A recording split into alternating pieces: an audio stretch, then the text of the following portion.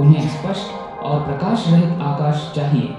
प्रकाश प्रदूषण ब्रह्मांड के दृश्यों को उनकी दृष्टि से छुपाता है। रात के आकाश को प्रकाश से भरना पैसे और ईंधन का दुरुपयोग है। 100 वाट के बल्ब को एक साल हर रात जलाने में आधा टन कोयला जलाने बराबर ऊर्जा प्रयुक्त होती है। ऐसे करोड़ों लाइट पृथ्वी पर जलते हैं और इनसे प्रयुक्त ऊर्जा का मूल्य बहुत ही बड़ा है।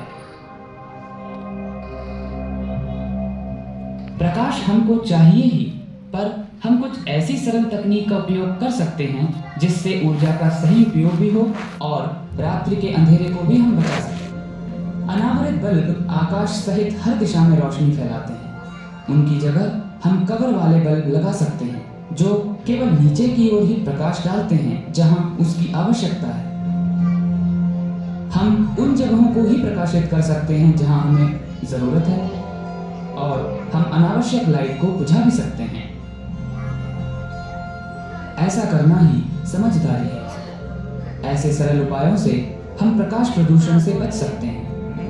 हमें ही यह चुनाव करना है कि ऊर्जा के दुरुपयोग से प्रकाश प्रदूषण फैलाएं या समझदारी से प्रकाश का सदुपयोग करें। प्रकाश प्रदूषण को हल करने में हम सब सहायता कर सकते हैं। साथ मिलकर हम रात के अंधियारे को हमारे ग्रह पर फिर से वापस ला सकते हैं।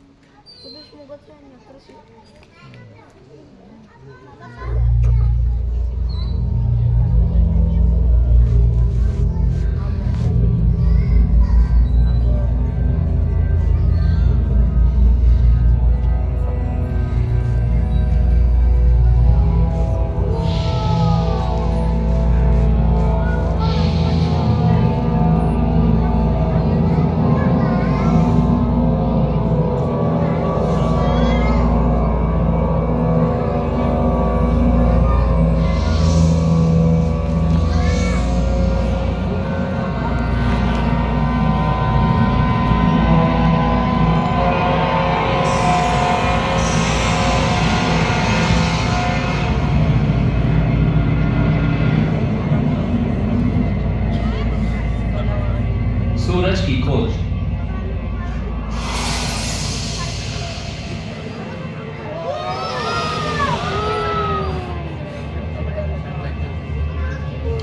स्पेस स्टेशन अल्फा, हम ह्यूस्टन से बोल रहे हैं। कोलोराडो के अंतरिक्ष मौसम केंद्र ने हमें बताया है कि सूरज से एक CME पृथ्वी की ओर आ रही है। तूफान की दिशा और तीव्रता का विशेषज्ञ अनुमान कर रहे हैं। ठीक है ह्यूस्टन, और सूचना मिलने पर हमें बता देना।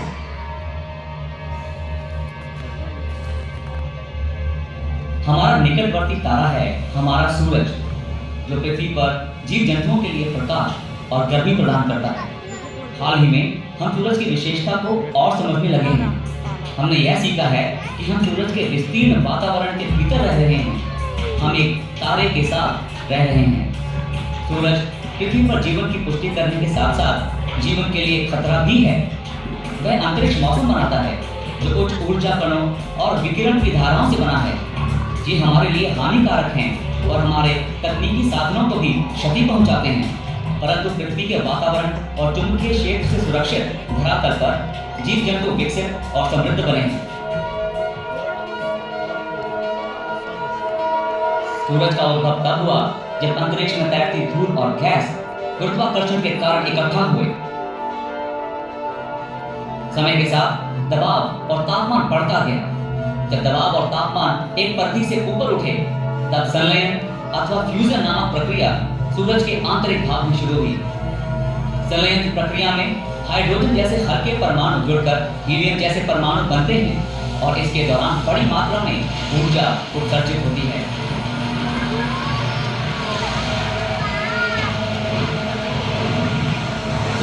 खासकर गैस की घनी परतों से निकलते हुए इस ऊर्जा को सतह तक पहुंचने में कई लाख वर्ष लगते हैं। जो प्रकाश हम देखते हैं वह सूरज की सतह से आता है और कणिकाओं या ग्रैन्यूल्स के रूप में दिखता है। सूरज के भीतरी गैस के चलनानुसार ये कणिकाएं लगातार बदलती रहती हैं। एक औसत कणिका दक्षिण भारत से भी बड़ी होती है। सूरज का एक चुंबकीय क्षेत्र भी है जो जटिल है और सदा बदलता रहता है।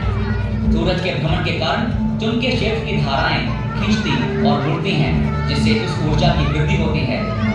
चुंबकीय क्षेत्र की ऊर्जा जब सतह तक निकल आती है, वहां सक्रिय क्षेत्र बनते हैं जहां सौर कलंक या सनस्पॉट बनते हैं। सौर कलंक सूरज की सतह पर ग्रहों जितने बड़े शामक धब्बे होते हैं, इनमें अधिक मात्रा में चुंबकीय शक्ति होती है।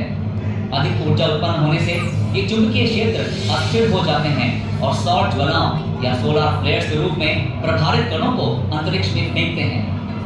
भयानक सौर प्रकटता अथवा प्रोमिनेंसेस भी सूर्य के अस्थिर चुंबकीय क्षेत्र के कारण बनती है। इस अत्यंत प्रभावशाली शक्ति के कारण सौर कंपन, सौर सुनामी तथा सौर तूफान भी बनते हैं। हर 11वें साल में यह प्रक्रिया सबसे तीव्र होती है। इस समय को सोलर मैक्सिमम कहते हैं। सोलर मैक्सिमम के दौरान सबसे आश्चर्यजनक घटना है कोरोनल मास इजेक्शन या CME। सूरज के वातावरण का एक भाग है कोरोना। CME कोरोना से ऊर्जा युक्त कणों का विस्फोट होता है। औसत CME अरबों टन पदार्थ को लाखों मील प्रति घंटे की रफ्तार से निकाल फेंकता है। सोलर मैक्सिमम के दौरान ऐसे विस्फोट दिन में कई बार होते हैं।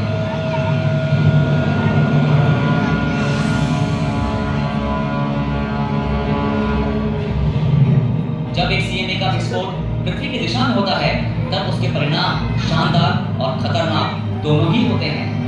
पृथ्वी पर हमारा वातावरण और चुंबकीय क्षेत्र हमें इन खतरनाक परिणामों से बचाते हैं। CME में भी शक्तिशाली चुंबकीय क्षेत्र है। पृथ्वी के चुंबकीय क्षेत्र के साथ इसकी मुठभेड़ से अंतरिक्ष मौसम बनता है। ऊर्जावान कणों की धाराओं से अंतरिक्ष मौसम के तूफान बनते हैं। ये धाराएं वातावरण से टकराकर सुंदर दृश्य बनाती हैं, जिन्हें उत्तरी प्रवाह अथवा औरोरा भी कहते हैं। जैसे जैसे हम प्रौद्योगिकी पर अधिक निर्भर होते हैं, वैसे वैसे अंतरिक्ष मौसम और उसके हानिकारक प्रभावों से हम चिंतित होते हैं। शक्तिशाली सौर तूफान बिजली की धाराओं को प्रभावित कर बिजली ग्रिड को नुकसान पहुंचा सकते हैं। गंभीर अंतरिक्ष मौसम दूरसंचार उपग्रहों को बाधित कर सकता है।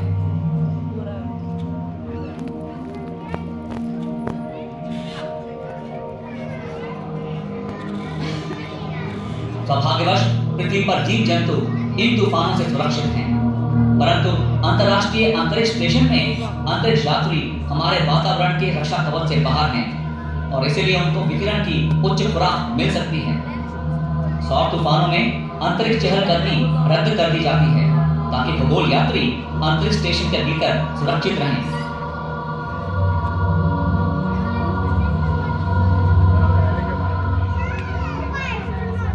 आजकल जमीन से तथा उपग्रहों से हम सौर सक्रियता पर नजर रखते हैं और हमें अनमोल जानकारी प्राप्त होती है। सूरज पर वैज्ञानिक विशेष ध्यान देते हैं और गंभीर अंतरिक्ष मौसम उठने पर हमें चेतावनी देते हैं। सोहो तथा 2 स्टीरियो उपग्रहों की मदद से कुछ सालों से वैज्ञानिक सौर प्रक्रियाओं का निरीक्षण करते आ रहे हैं। सौर प्रक्रियाओं और उनके पृथ्वी पर प्रभाव को समझने की कोशिश में शोधकर्ता इन उपग्रहों को लगाते हैं।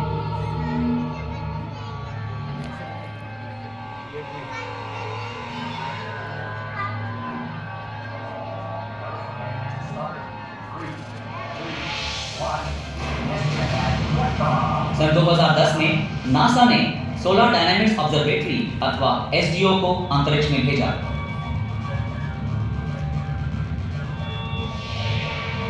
SDO उन सौर परिवर्तनों का निरीक्षण कर रहा है। यह काम इससे पहले किसी मिशन द्वारा संभव नहीं था। सूरज से आती ऊर्जा को SDO उचित रीति से मापता है, जिससे पृथ्वी के वातावरण पर पड़ने वाली ऊर्जा का अनुमान वैज्ञानिक कर सकते हैं। सूरज की सतह के विस्तृत चित्र 10 अलग-अलग तरंग दैर्घ्यों में SDO पर लगे कैमरों से हम पाते हैं। ये चित्र हमें गुप्त सौर सक्रियता की जानकारी देते हैं। अन्य उपकरणों से सूरज के चुंबकीय क्षेत्र का भी निरीक्षण किया जाता है। विशेष तकनीक से ये सूरज के भीतरी भागों का भी निरीक्षण करते हैं, जहां सौर सक्रियता आरंभ होती है।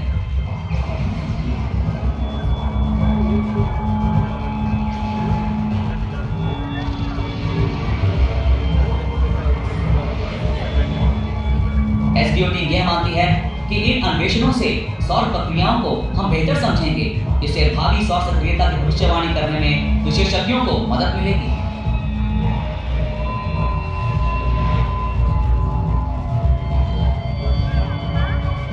सूरज और पृथ्वी के पर्यावरण की खोज में SDO विशेषज्ञों का सहायक है। एक तारे के साथ जीने में यह हमारी सहायता करता है।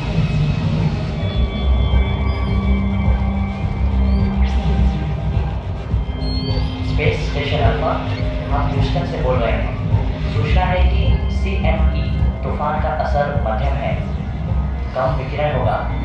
एक दिन के लिए सावधान रहिए और जानकारी मिलने पर हम आपको बताएंगे। एक बात और, इस तूफान से आपको एक अच्छा परिणाम भी है। क्यों बोला खिड़की से बाहर देखिए। ठीक है ह्यूस्टन। वाह, हम हरे ऑरोरा के ऊपर से और लाल ऑरोरा के अंदर से जा रहे हैं। ऑरोरा और पृथ्वी को अंतरिक्ष से देखना कितना रोमांचकारी है।